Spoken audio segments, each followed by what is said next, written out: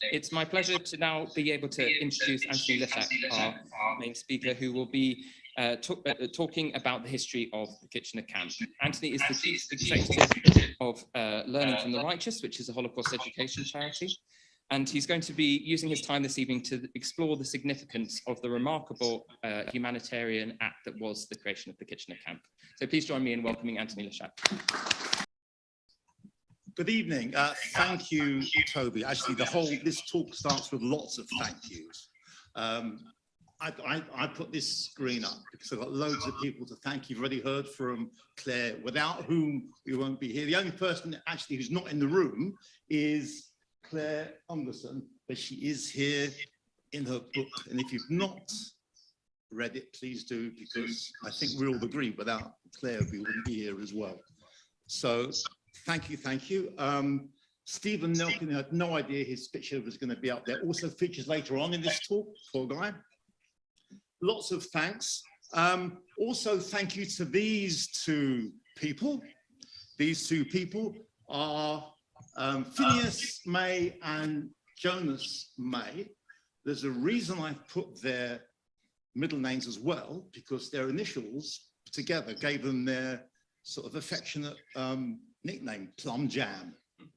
They were known as, I have no idea the name of the bird in the middle, but we do know that this picture was taken on the Jewish Lads Brigade camp. Okay, Jewish Lads Brigade were deeply involved in the whole project, and this picture actually is also a confirmation of that. Can you see that tent over there? That was the synagogue, and that tent was also donated by the Jewish Lads Brigade. So thanks to the Jewish Lads Brigade.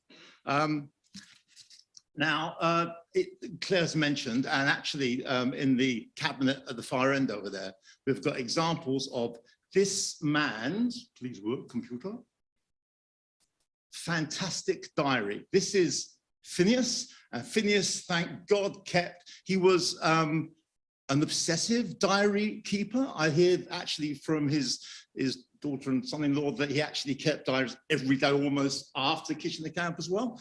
But we have got his Kitchener camp diary in the museum and in the Wiener library, sorry. And that's there because that's paper taken from the Bell Hotel. Because the Bell Hotel in Sandwich was where the people who set up the camp stayed, and the beginning of his diary is actually written on the back of paper taken from the Bell Hotel, and this just gives you a feel of what it's like. It's loads and loads, fantastic, right? Loads of little drawings. It's a absolute treasure trove.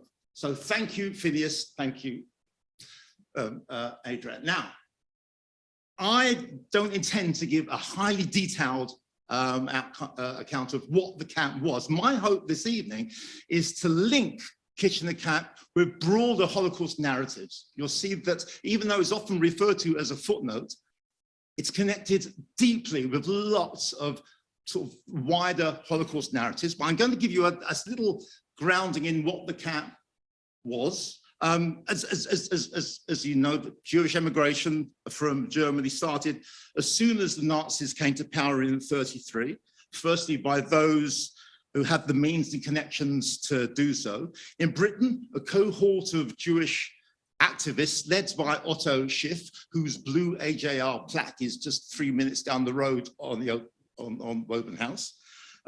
They coordinated help for these refugees, forming the Central Fund for German Jewry, which is the forerunner of today's World Jewish Relief.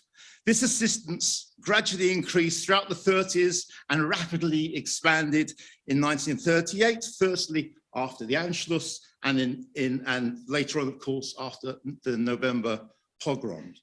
It was lobbying from the CBF and other voluntary agencies that finally persuaded the government to ease its entry requirements, enabling this network of Jewish activists to set up the Kindertransport and then the Kitchener camp scheme. And I say, it's my aim to link this story with broader Holocaust narratives, but look, you may be interested. This map appears on one of these panels. It's a hand-drawn map of the area. Actually, I think it was done by railway enthusiasts, because there's loads of railway lines in there, of what Kitchener Camp was just after 1918. That over there is where the army camps were, where soldiers were being trained. And actually, it was a prisoner of war camp as well. There is reports of scribbles on the walls written by prisoners, interestingly. And that's basically where it is. I'm sure many of you know, but if you don't, that's where it is geographically.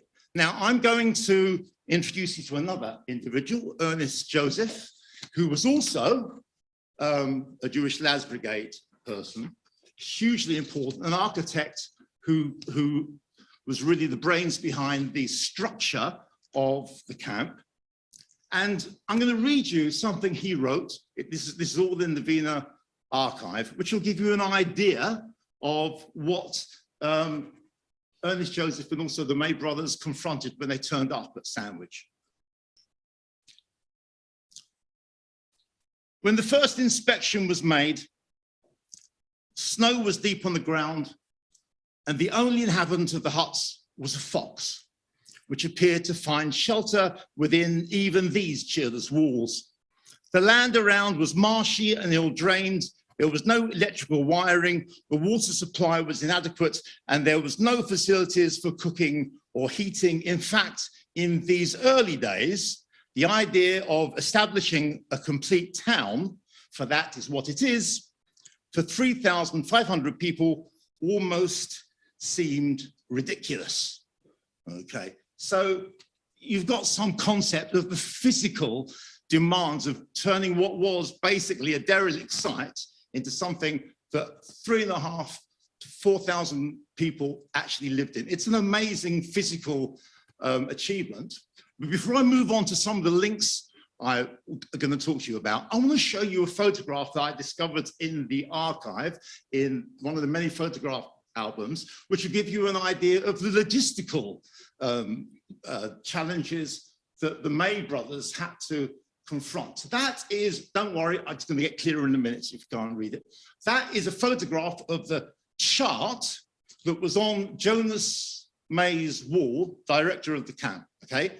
There are, don't worry, you'll see it a lot clearer in a minute.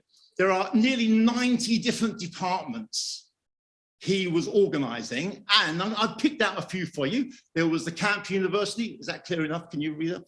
There was the Camp University, there was a library, there was the Overseas Settlement Department, there was a rat catchers department, there was the post office, there were potato peelers. This was a logistical, you can see how he was used to running Jewish Lads Brigade camps, can't you? There was vocational guiding, dental surgeons, goldsmiths, shoemakers, hairdressers, bookbinders, linoleum workers, and bricklayers. I just put it up there so you can, it wasn't just turning up and setting something up. It was almost 6 or 7 months of complete devotion and dedication. They lived there. They gave their lives to this scheme.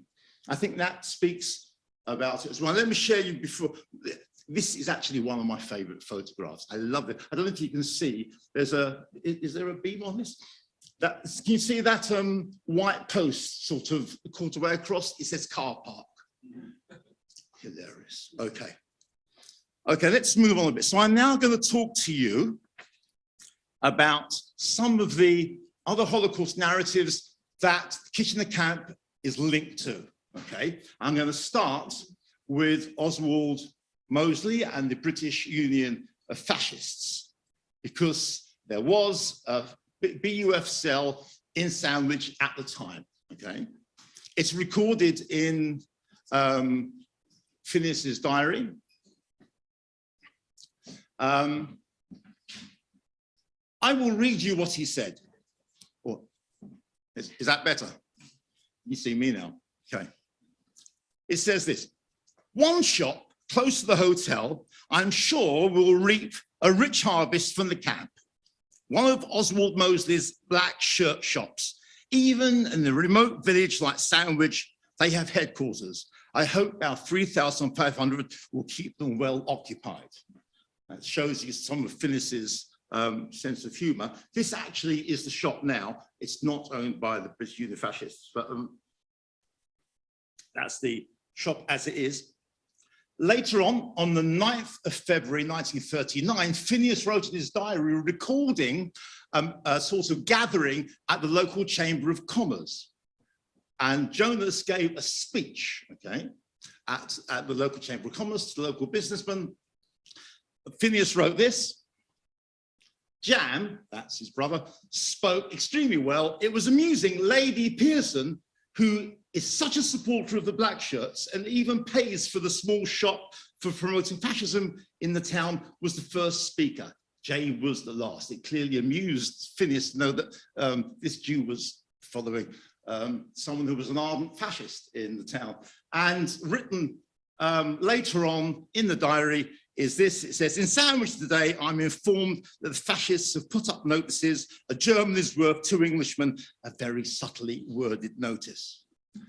I'm telling you this because there was a fascist cell in Sandwich, and on the whole, there was no animosity at all towards the 3,500 Jews living down the road. In fact, one of the themes of this story is one of acceptance and tolerance. And which is why I much prefer the next quote I'm going to give you. It's from Lothar Nelkin. Hi, Steve. And actually, and Lothar's diary, which is fantastic, is quoted on Claire's exhibition. I'm just going to share you a quote from his diary, which is far more indicative of what it was like to be a refugee in Sandwich. In the evening, after dinner, another trip to Sandwich with 2 others. We go to the pub. I order my first English beer. It costs a small fortune. Things haven't changed, have they? And tastes different from German beer, but good. We had hardly sat down at a table when another Englishman sent us another round. Okay. To me, that epitomizes, that seeps through Phineas's diary and most of the accounts of the time. Okay. Let's move on to another connection. Lord Winterton. The teacher in me wants to say, hands up if you know who Lord Winterton is. You're so well behaved. Lord Winterton was the head of the British delegation at the Evian conference in July 38 in Evian. There was a conference that was called to discuss the growing problem of Jewish refugees in Europe. It was a complete failure, of course, but it took place. Here is Winterton with the American and French heads, and this is Winterton who's giving a speech at the conference. Before the conference took place, it was already agreed that no extra quotas would be taken by governments to let in more Jews, and also no government would be asked to find any funds. It was purely a talking shop. The only outcome really was the setting up of the Intergovernmental Committee for Refugees that Winterton headed. There are 2 direct connections that Winterton has with the camp. Firstly, we know that he was one of the members of the government that was involved in the discussions at the end of 1939 that eventually allowed the visa requirements to be relaxed, that allowed the kinder transport and Kitchener camp to take place. That's one link. But there is a direct physical link. Thank you, Wiener Library's archive, because in the visitor's book, we have Winterton signing, because he turned up, the 2nd of May, 1939, he turns up, and if you look down the right-hand side, he's with lots of very important people. For me, the most important one is the colonial office person. You'll see why in a minute when I read you the quote. But before I do, I want to show you this, because this is in Phineas's diary, because this is a high-level big bugs, I think he quoted them, visit. And he actually puts a map in his diary as where he was sitting, how close he was to Lord Winterton, sitting next to Sir Robert Whaley Cohen, who was also a hugely important person in the setting up of the camp. I'm now going to read you the report of this visit that was written that appeared in the monthly Kitchener Camp Review. Okay. I'm going to try and put on what I think Lord Winterton's voice is. So this is his speech. For myself, what has pleased me most in seeing this camp is the keenness and skill and interest of you all. I think that what we have seen has removed any doubts we may have had that you're making good when the time comes for you to emigrate to Australia, South Africa, America, British Guyana, or any other British possession in which you may be able to find an opening. I think it's revealing that it refers to America as a British possession in 1939, but we'll move on for that. And later on he says, we all sincerely hope that it may be as soon as possible for you to find a permanent home, not in this country. Direct quote, okay. But there is another link. There's a lovely link, thank you, Phineas, that Winterton has with the camp, because 2 days later, he writes this in the diary. Don't worry, you don't have to read it. I've got it written here. This is what Phineas wrote 2 days later. A letter marked confidential addressed to me was from Lord Winterton, expressing his appreciation of his visit to the camp. He had seen my name in the camp magazine. I suppose he thought I was the director. In fact, it was his brother. Anyhow, he enclosed £2. £1 is an annual subscription for the Kitchener Camp Review, and the other to purchase seeds for the gardens round the mess huts. So we know that Lord Winterton did contribute to the refugee crisis. He paid for the seeds at Kitchener Camp. I'm going to give you another link now. Who knows? Hands up if you think you know Benjamin Mermelstein. 2 points for Toby. He's a hugely significant figure in the broader Holocaust context. He was the surviving elder of the Judenrat in Theresienstadt. I'm telling you this is years after Kitchener Camp. He was a hugely controversial figure, as many members of the Judenrat were, because they were negotiating with the Nazis, or being used by the Nazis, to use whatever term you wish. We do know that Mermelstein was involved in organizing the logistics of some of those propaganda films that were sent from Theresienstadt. He survived. Someone once said to me, he had the curse of surviving, because he survived and became this figure of vitriol after the war. This is a book he wrote that actually translates as Theresienstadt, the flagship ghetto. He tried to sort of reignite his standing in the community, but look, there are photographs of him collaborating. It's very difficult to talk very simply about the role of someone like Mermelstein. Actually, if you want to know more, you can find his archive is actually here. I've not seen it, Toby, but from here, it's actually huge. It must be really fascinating to read. Why am I telling you this? Let's go back a few years. Austria, we're talking 1938 Austria. This is Eichmann, who after the Anschluss was doing all he can to get Jews out of Austria.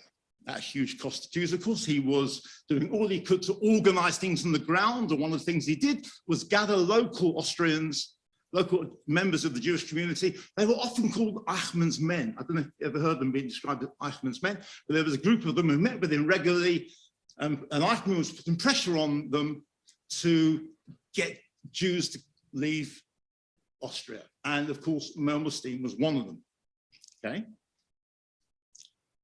We know a little bit more about Mermelstein. Why? Because he was interviewed by Claude Lanzmann for Shoah.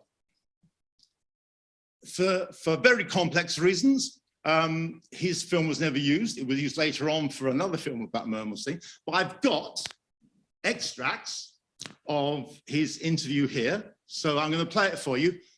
Hopefully the sound works. I put some subtitles on because my German is that brilliant. So here we go. Let's hope you can hear what he says. Die Auswanderung ist im Jahr 39 im Frühjahr und im Sommer sehr zufriedenstellend gegangen. Es ist gelungen, mit Hilfe der von mir geleiteten Aktion Camp Richborough das Problem der KZ-Leute, das waren jene Leute, die nur aus Auswanderungsgründen in Konzentrationslager gekommen sind. Aber das heißt, man hat sie dann herausgelassen, nur aufgrund der Versicherung, dass sie sofort weg können. Es gingen täglich fast Sonderwagen ab mit Kindern, mit Frauen im Rahmen der Hausgehilfenaktion. Meine Unterschrift war nämlich legalisiert beim Home Office in London und aufgrund meiner Unterschrift auf ein Permitformular, das mir anvertraut war, konnte der Konsul das Visum geben. Nur aufgrund eines Permits. Das Permit hat schließlich den Stempel des Homeoffice gehabt. Ich gebe meine Unterschrift dazu. Siehe da, die Holländer und die Belgier haben sie durchgelassen, die Engländer haben sie reingelassen und alle Permitformulare sind ausgenutzt worden, bis auf den letzten Rest. A hugely complex, fascinating character. And it was only 2 weeks ago I found this photograph that was taken of him when he visited Kitchener Camp on the 25th of April, 1939. He turns up. He turns up. He's mobbed, of course, because as far as the Viennese Jews are concerned, he is there, they're there rather because of him.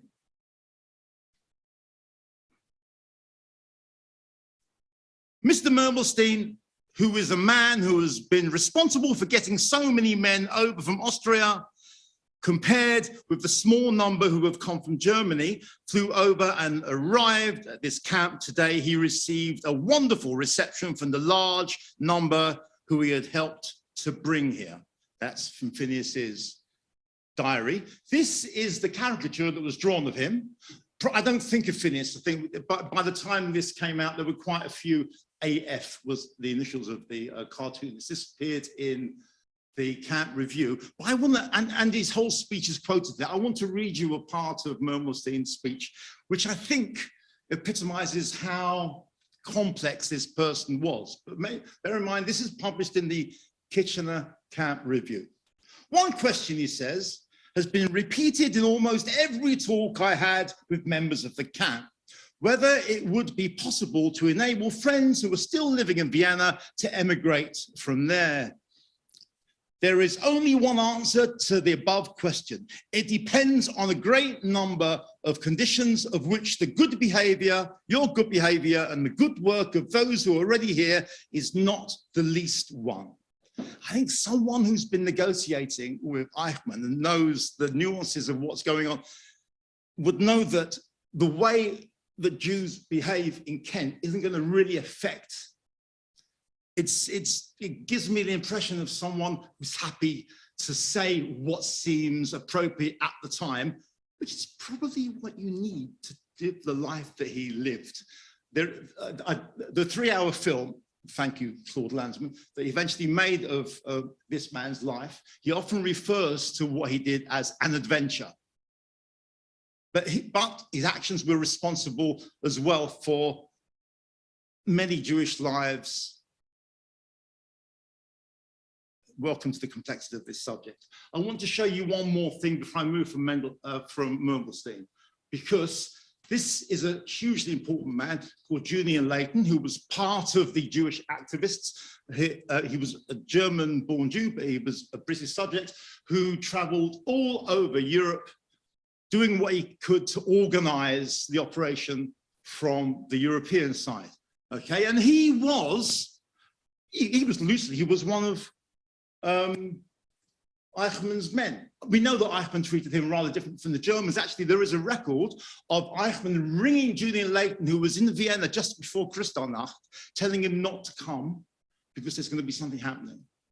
So, I mean, that's all totally happened. So that shows the type of various relationship that Eichmann was developing Okay, and this is a picture of Layton sitting next to Jonas at a meeting that took place later on that year at the camp. I want to show you one more image that comes from the archive here, which actually speaks to the emotional reactions of the people who were in Kitchener camp. I'll try and read it to you. I don't know if I see it clearly. It's addressed to Julian Layton from one of the Kitchener men who was leaving Kitchener camp sort of in May 1940 when the camp was being disbanded.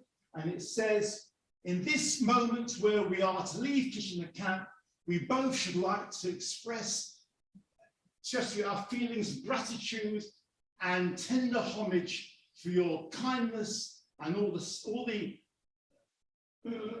multitude endeavors that facilitated our living. Okay, and there are a lot of really heartfelt messages which make you that draw into the emotional trauma that these men were going through. Okay, one more connection. Dover Court. Many of you will know that at Dover Court there was a Butlins holiday camp where many of the kinder transport were put. Actually, if that's for me, tell them I'm busy. But Dover Court plays a huge part in Kitchener camp's history. It's right to say, I think it's right to say the Kitchener camp and the kinder transport were sister schemes, two sides of the same coin, if you like, organized by the same activists and benefiting from the same concessions on conditions of entry made by the government. But the archives here reveal a closer link. Okay. Because Jonas May actually had visited Dover Court way before Kitchener camp was even an issue. There is a handwritten manuscript in the archive upstairs that Robert and I have been talking about in the last few weeks. I printed it all out. I will read you a part of it, okay? Bear in mind, this is Jonas May with other members of the CBF visiting Dover Court even before anyone knew what Kitchener camp was. And what I'm going to read you was what he wrote. It says, that December was the iciest I could remember, and the journey was slow and treacherous, but we got there. What did we see? Scores of boys and girls, all young, with some very young. Children separated from their parents, either permanently because their parents had already been murdered by the Nazis, or temporarily, one hoped, because of internment or harassment. Little ones crying, not fully understanding what was happening to them, nor why. Still not recovered from the nightmare journey out of their native land, where all was harsh and cruel, to Dover Court, where strangers seemed bent on trying to make them happy and forgetful of the fact. Little children who could hardly have been accused anything much more of being, well, just little children. As some of the older boys were to meet with us later in this saga at the camp, it's well now to digest their background and wonder how so many remained so nice for so long. So, and it was, and Jonas says that when eventually he got the phone call to say, are you interested in coming to Kitchener camp? He said yes, because of the experience of going to Dover Court a couple of months earlier. And I'm going to carry on the connection of Kitchener camp and Dover Court with this person's testimony. Peter Mansbacher, or as he was when he came over, Fritz, okay, who was at Dover Court, but eventually he's one of the Dover Court boys that went across from Dover Court to Kitchener to help set it up. Here's a leave to land sticker to go to Harwich that he had, and this is his documents. After supper that evening, there were many discussions about the pros and cons of helping out Lord Kitchener camp. What could we expect there? What might the condition be there? What kind of people would be working there? What happens if they find a foster family for us in the meantime? And what would our chances be when that project would be completed? Would we come back to Dovercourt camp and wait for families? Would there still be a Dovercourt camp? This boy was 17. This is a 17-year-old anxious child. And then, would it not be hard labor? After all, the gentlemen who came to visit us stressed that they were looking for strong and physically fit men to do the work. But finally, the idea of helping others won out over all other considerations. We hope to continue our efforts on our parents' behalf from the camp and felt that the Committee for Refugee Children would not abandon us. And after the first night at Kitchener camp, when they journeyed across, he says at 6 o'clock in the morning, Mr. Phineas, one member of the camp staff, came to the hut with a large gong which startled us out of a good sleep. We jumped into our overalls and Wellingtons and walked over to the dining room. The breakfast was not much, but the porridge was filling. We all knew why we had come here, and we were very anxious that the work proceeded as quickly as possible. The faster we worked, the quicker the huts would be ready, and the sooner hundreds and maybe thousands of men could get out of the concentration camps in Germany. And later on, we really felt that we had won the fight against odds when the first busloads of men from Germany and Austria arrived at our camp. We watched silently as they left the buses and were ushered into the camp office for registration and assigned their hut numbers. Having been instrumental in their arrival made us feel warm inside. There were some shouts of joy as some of the volunteers recognized former friends among the new arrivals. That is a theme that runs through Phineas's diary, coincidences of people meeting. And there was one example actually of someone coming over, seeing his brother, but having to leave the next day to go to Australia. It's an amazing but very complex history. Let me read you from Phineas's diary. The coach to take them away, because they had to eventually leave, arrived at 10 a.m. And before they left, the mayor of Sandwich got in the coach and said a few words of farewell. There were wet eyes in the coach. There is no doubt they have been happy here. I went with them as far as Canterbury. They're going to be in Wellington farm training from now on. I feel we shall hear more about these excellent boys in the future. He knew what he was talking about. I'm going to show you just one more link, which I think is hugely important. And then you'll have a chance to look in more detail at the exhibition. Now, when war was declared, suddenly these refugees became enemy aliens. There were two stages to this. Internment started after the fall of France in May 1940. We're talking 1939, the fall of war, Home Office tribunals all over the country, having discussions, interviews rather, with refugees to assess whether they were friendly or enemy aliens, okay?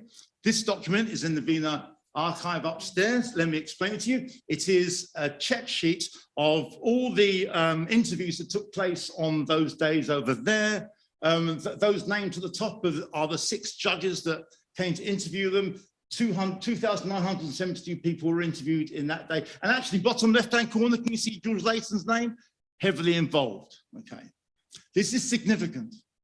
I'll tell you why it's significant. And actually, if you read Claire's book, you'll know, because she puts this at the very end of her book.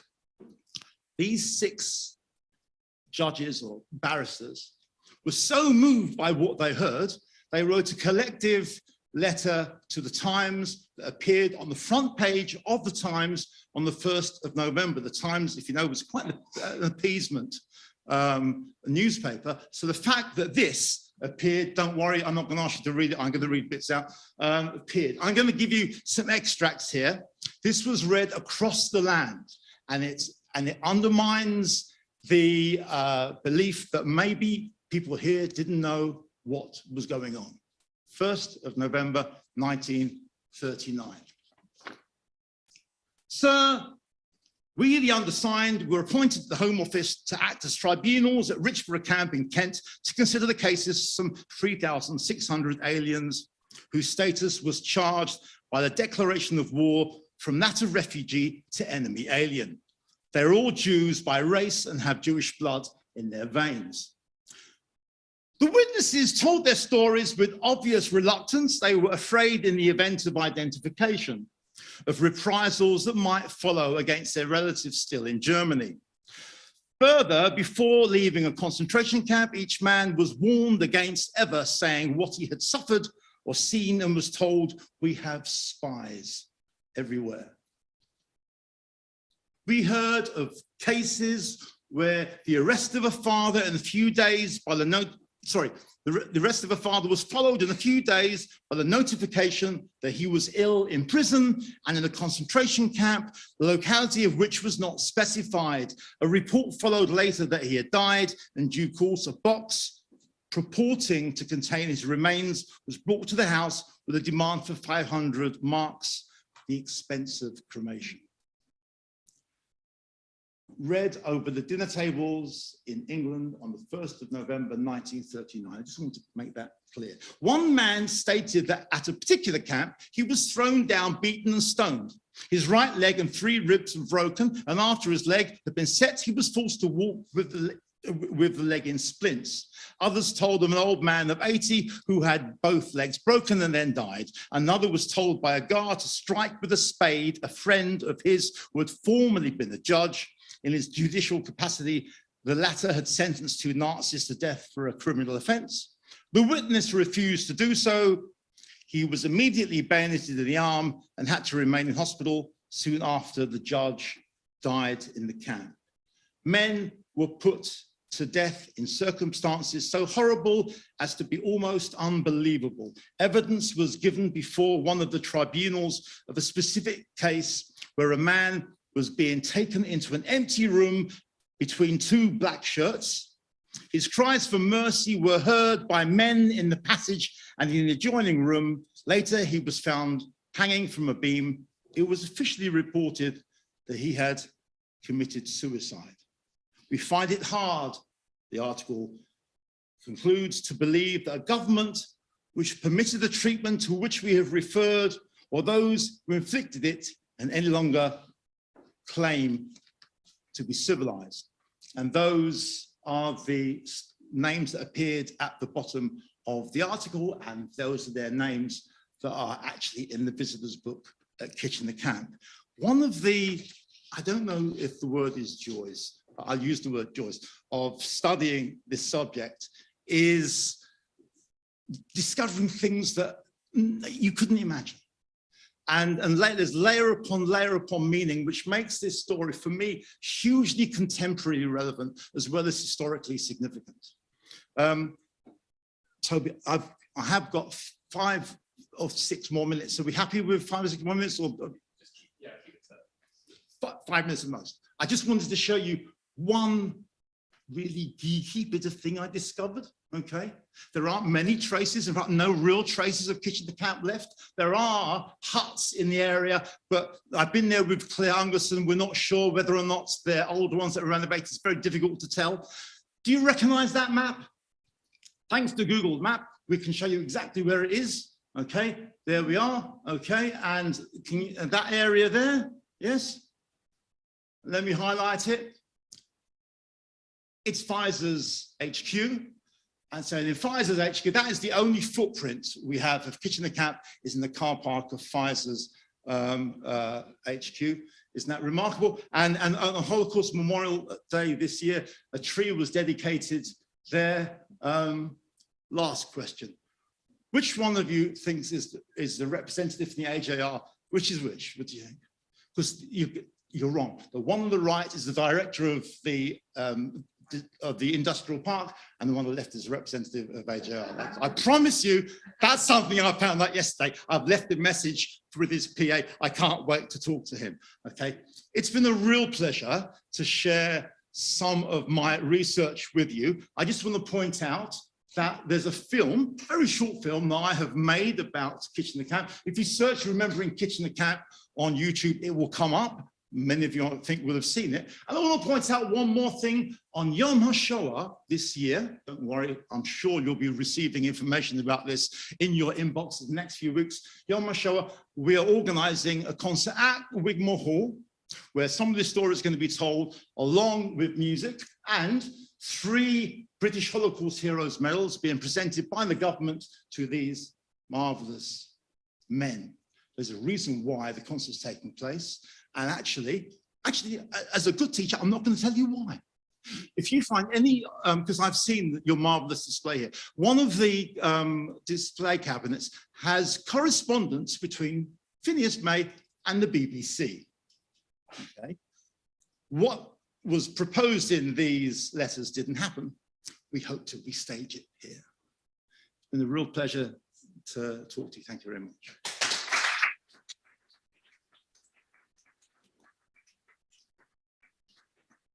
So much, Antony. That was absolutely fascinating. I just want to ask you all to take some time at the end. I'm just going to, right, I'm not close to the mic. Sorry, still getting used to this hybrid environment. So I'd just like to invite you all to spend a bit of time at the end of the evening, enjoying some refreshments, viewing the exhibition. It's a pleasure to have you here. I want to just also conclude by saying a huge thank you to our speakers this evening, Claire Weissenberg, Antony Lishak, and everyone else. I'm sure many people in this room who've contributed to this collective effort to raise the profile and remember the Kitchener camp. Toby, I did forget to mention we have someone in this room who's actually on the camp. Oh, really? So, yeah. Should we ask that person to stand up? Danny, stand up. Danny and I have done many joint events in school. He was 4.